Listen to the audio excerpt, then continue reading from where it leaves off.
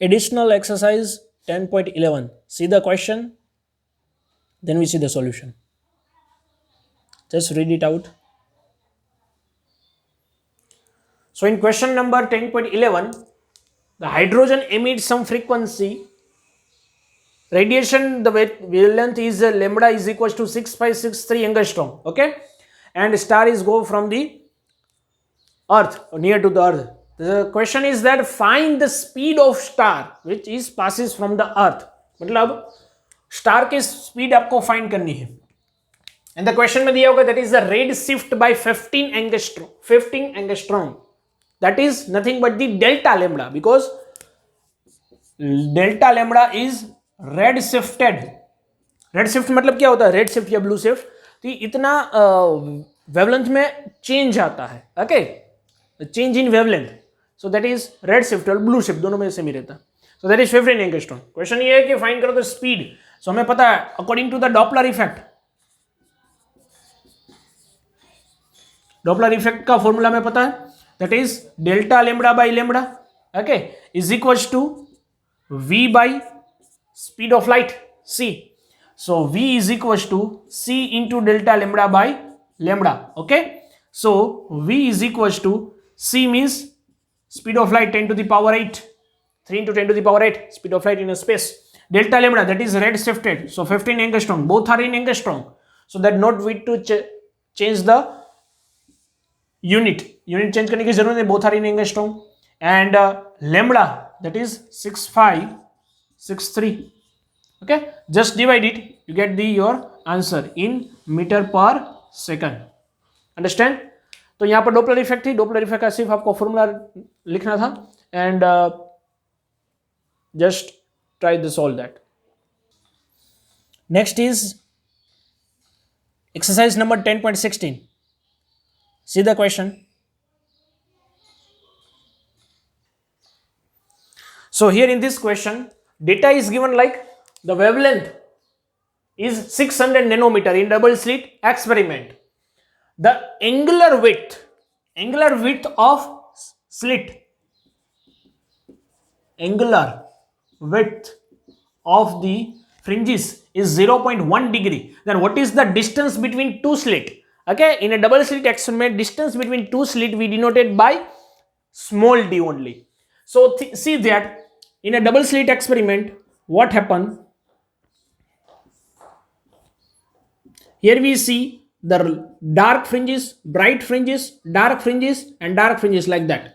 Okay, so question is what is the distance between two slits जो हमें d बोला गया है.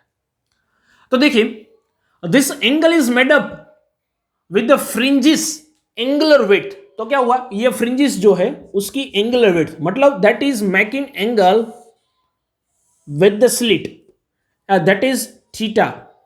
तो थीटा की एक definition, theta is nothing but arc by radius, arc by radius.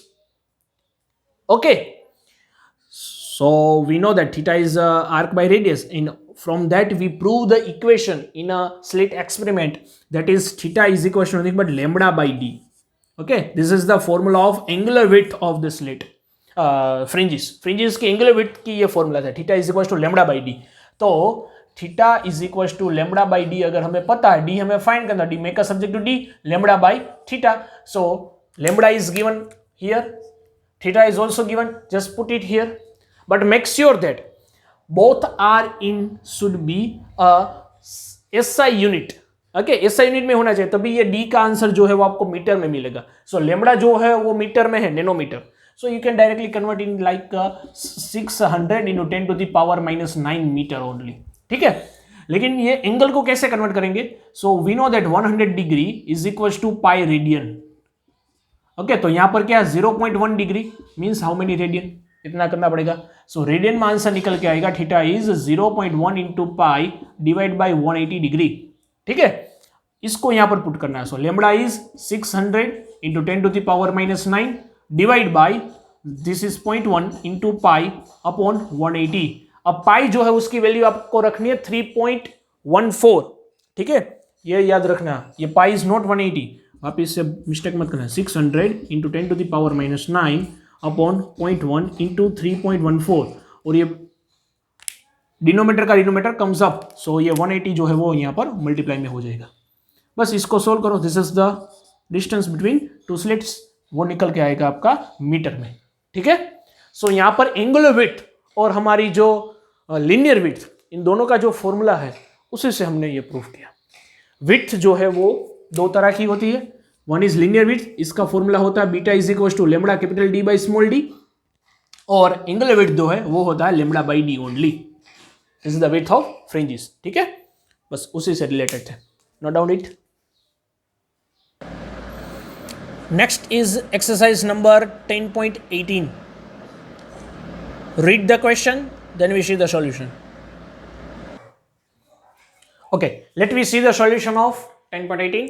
तो इस क्वेश्चन में क्या बोला गया, there is a 3 hill there, 1, 2 and 3, and these 2 hill have a tower on that top.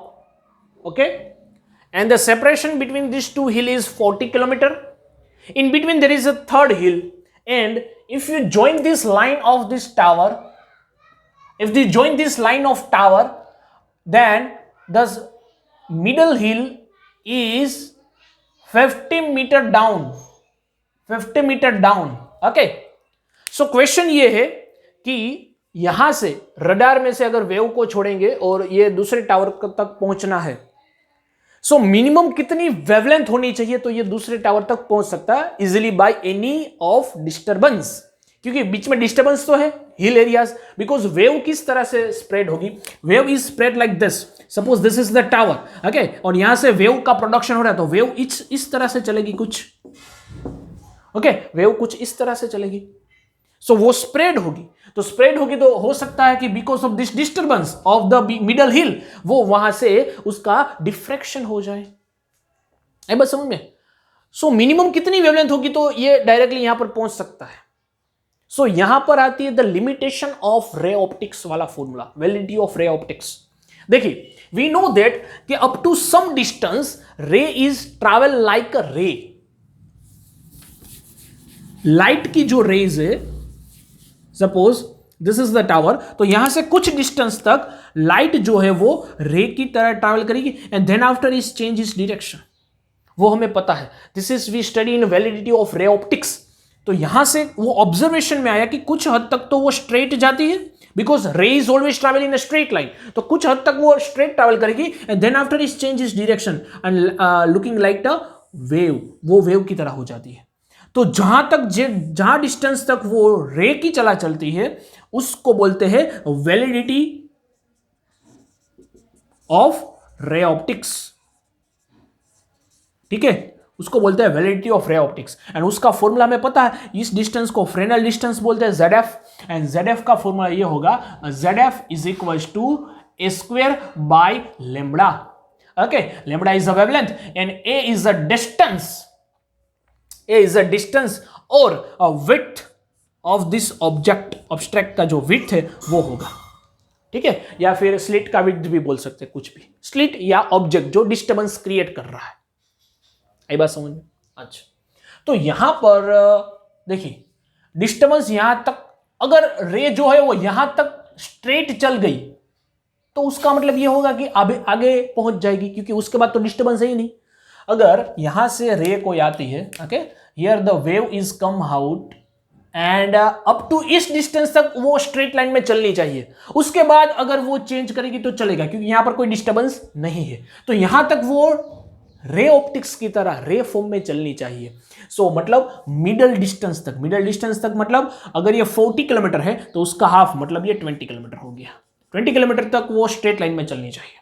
So that means here the D is nothing but, the distance is nothing but A, and that is nothing but 20 kilometer, वो निकल के आ जाएगा। Sorry, this Fresnel distance ZF क्या है, this is the distance of validity of ray optics, मतलब कहां तक वो रे के फॉर्मूला में चलनी चाहिए, तो रे ZF है, मतलब स्ट्रेट लाइन में चले तो रे फॉर्मूला, उसके बाद वेव हो जाती है, तो कहां तक स्ट्रेट लाइन में चलती है, 20 किलोमीटर तक चलनी चाहिए स्ट्रेट लाइन में, उसके बाद वेव फॉर्मूला चलेगा, मतलब ये हमारा ZF जो है वही हमें दिया है 20 किलोमीटर, आई बात समझ में।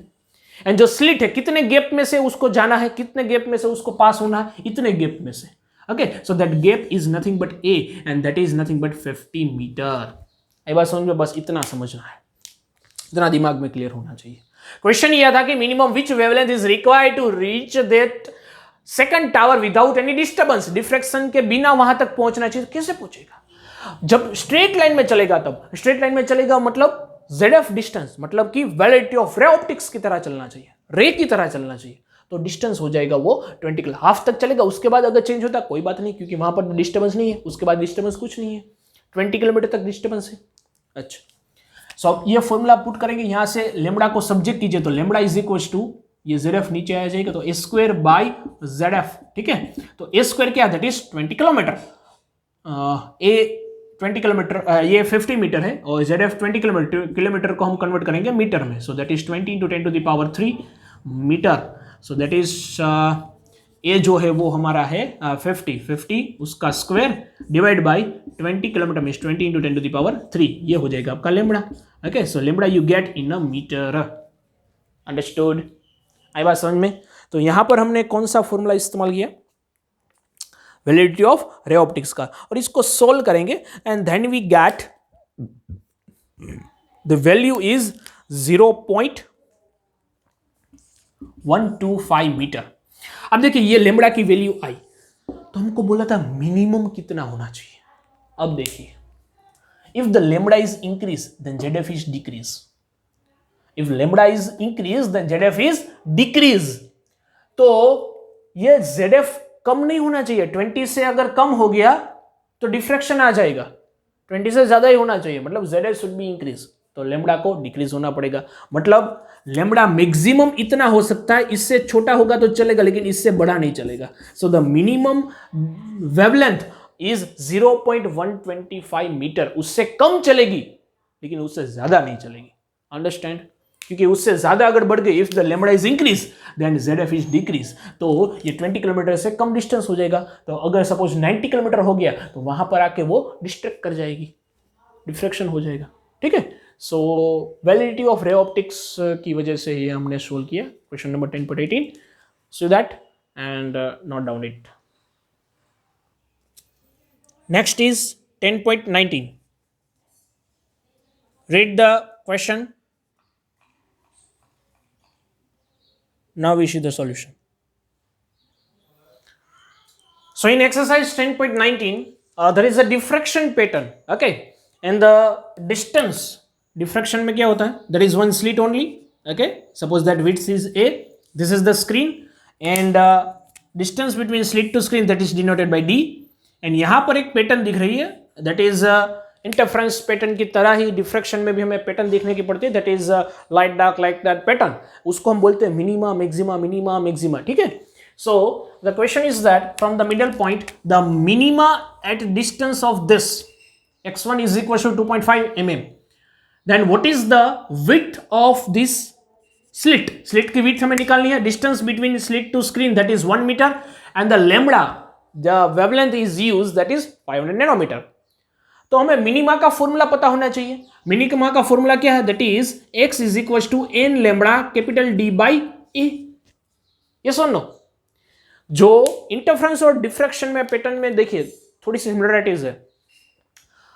ब्राइट फ्रिंजिस के लिए जो फॉर्मूला इंटरफ्रेंस पैटर्न में है वो डिफ्रैक्शन में डार्क के लिए है. ठीक है, उतना चेंज होगा. तो डार्क मतलब क्या? मिनिमा के लिए है.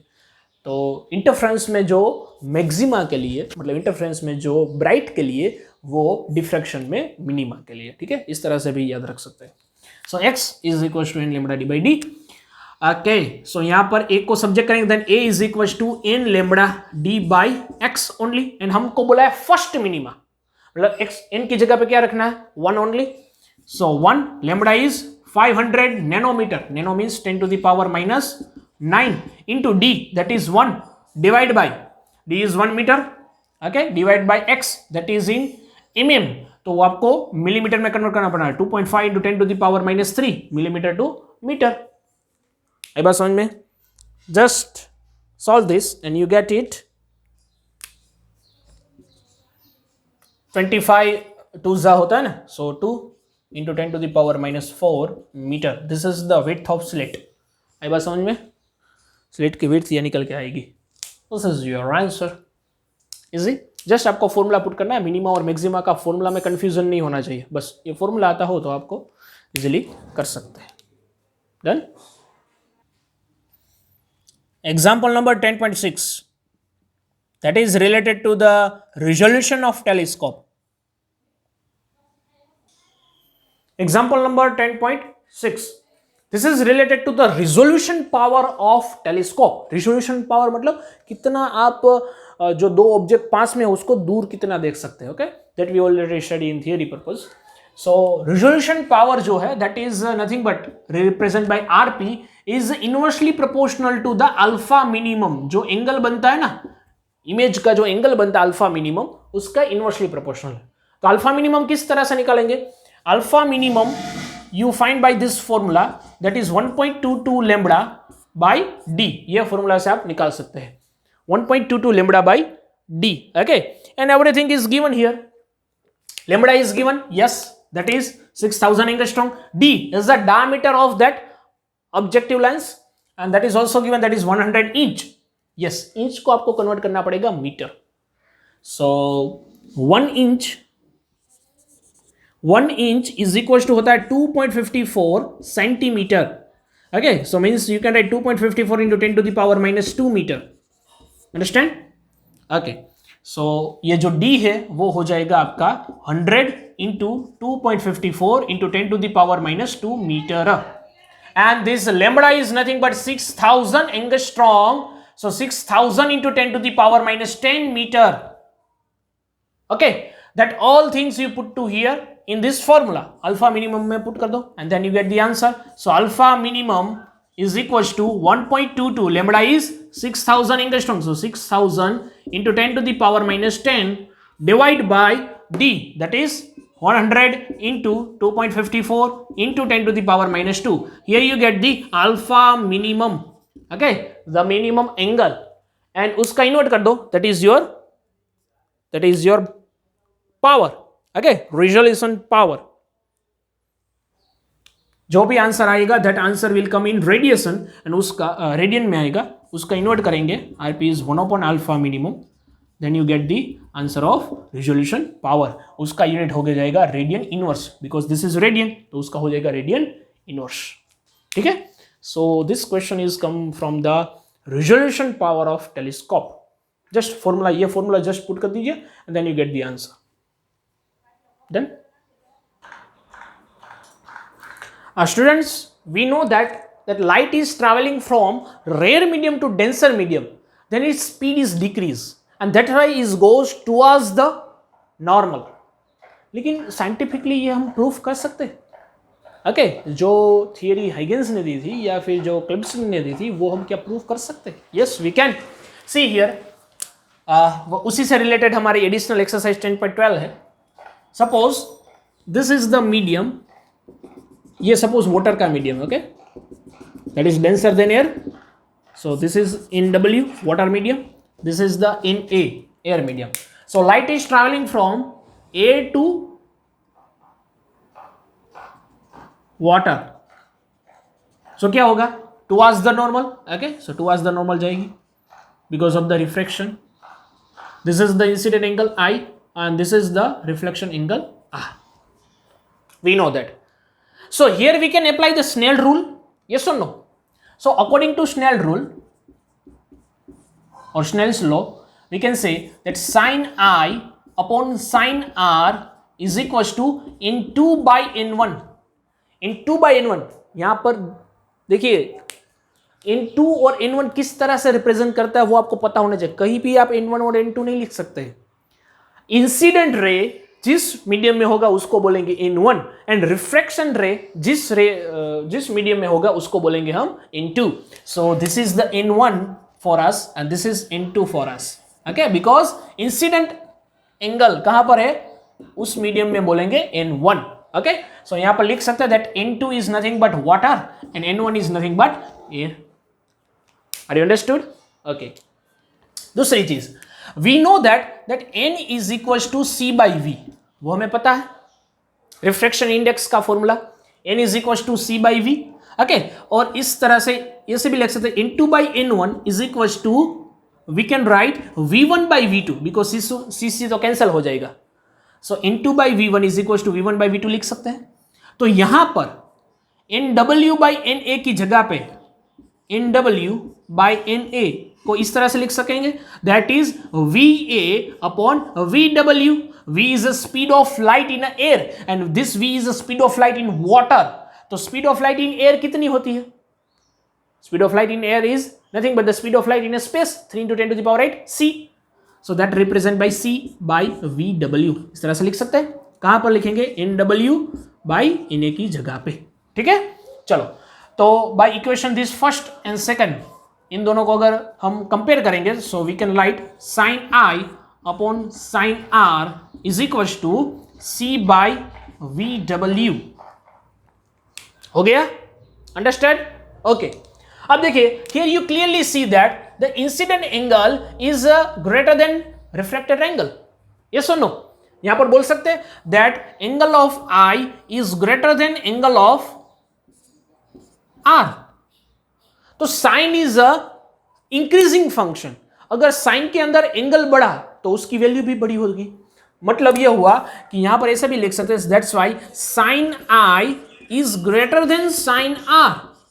आई बात समझ में? तो इसको अगर डिनोमिनेटर में ले जाएंगे, then sine i upon sine r that should be greater than 1, वो 1 से बड़ा हो जाएगा। यस और no? So this is the third equation.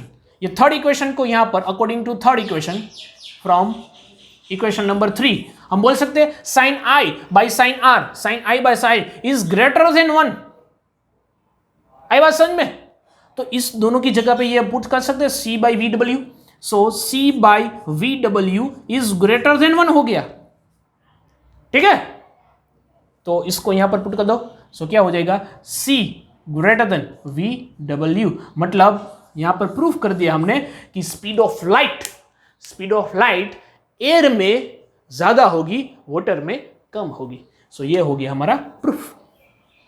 दूसरी जगह पे हम जियोमेट्री को यूज करते भी प्रूफ कर सकते हैं, जियोमेट्रिक से हिसाब से, ओके, मैथमेटिकल एक्सप्रेशन से, कि अगर यहां पर एक टाइम ले ले, ओके, यहां पर एक इंसिडेंट प्लेन ले, यहां पर इंसिडेंट प्लेन ले, दोनों ट्राइंगल को मिला दे और ट्राइंगल से भी हम फाइंड कर सकते हैं, okay.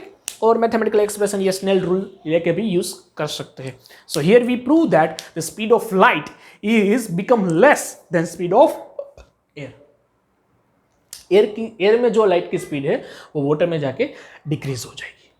Done it? Okay, so this is the exercise number 10.12। Actually theoretical question था, प्रूफ करना चाहे तो इस तरह से कर सकते हैं। Exercise number 10.21. So here in a single slit experiment, we know that in a single slit experiment, suppose this is the single slit experiment, this is the screen over here, this distance is a, okay, or you can see this is the slit distance is also denoted by d also. This is the capital D, distance between slit to screen, ठीक है। और यहां पर हमें dark fringes, bright fringes, ऐसी fringes दिखती है, we know that. अब suppose you want to make a zero intensity. So zero intensity के लिए जो स्लिट की विड्थ है वो कंप्रेस होनी चाहिए, then after you make a zero intensity, otherwise you have to make the amplitude zero. तो एक काम कर सकते हैं हम, if you divide this slit in n number of parts, if you divide this slit in n number of parts, तो छोटा छोटा छोटा छोटा छोटा छोटा छोटा छोटा और छोटा और छोटा और छोटा, इतनी स्मॉल पार्ट हो जाएगी ये स्लिट की कि उनमें से कोई रे पास नहीं हो सकता, या फिर उसकी इंटेंसिटी जीरो होगी रे की।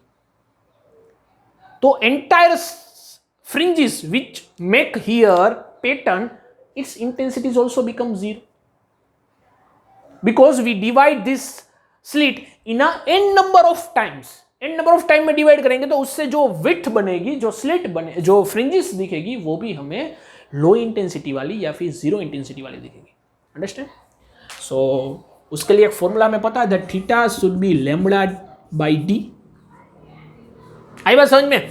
तो अगर डी को हम इन नंबर ऑफ टाइम्स से डिवाइड करेंगे, then delta dash theta dash lambda by D dash हो जाएगा, and this theta dash is equal to lambda upon D dash की जगह क्या पुट करेंगे, that is D by N. So d by n, so n comes up, then n lambda by d, so theta dash वो हो जाएगा हमारा theta into N. मतलब जो छोटे छोटे छोटे छोटे छोटे कितने एंगल बनेंगे, n नंबर ऑफ एंगल बनेंगे, क्योंकि हमने n नंबर ऑफ स्लिट से डिवाइड किया, स्लिट को n नंबर ऑफ पार्ट्स में डिवाइड किया, छोटा छोटा छोटा छोटा पार्ट डिवाइड कर दिया. सो this is the hypothetical things actually. Okay, मतलब ऐसा है कि अगर आपको फ्रिंजिस की इंटेंसिटी जीरो करनी है अकॉर्डिंग टू दिस क्वेश्चन जो हमारे एक्सरसाइज में दिया गया है, तो आप ऐसा करके डिवाइड करके वो सेचुरेशन करके आप कलेक्शन करके कर सकते हैं. मतलब एक चीज़ है कि अगर एक स्लिट सपोज ये पूरी फ्रिंजिस है, उसकी इंटेंसिटी जीरो करनी है, तो एक काम करो, उसका छोटा छोटा छोटा छोटा छोटा छोटा छोटा छोटा छोटा छोटा छोटा और छोटा और छोटा small small small small small parts में डिवाइड कर दो, and each part intensity is zero. सभी पार्ट की इंटेंसिटी अगर जीरो हो गई तो पूरा कवर करके जीरो हो जाएगा, पूरे की इंटेंसिटी भी जीरो हो जाएगी. आई बात समझ में? If the each fringes parts is intensity zero, then पूरी फ्रिंजिस की इंटेंसिटी भी जीरो हो जाएगी. तो एक हाइपोथेटिकल ये प्रूफ था, इस तरह से आप कर सकते हैं. ठीक है, okay. Here we complete all the exercise additionals, and rest of the exercise is related to the theoretical purpose. okay, जो theoretical purpose वाली है तो आप खुद से रीड कर पाएंगे, रीड करें और उसका आंसर देखें तो पता चल जाएगा कि किस तरह से है. Okay, done. Okay, note down.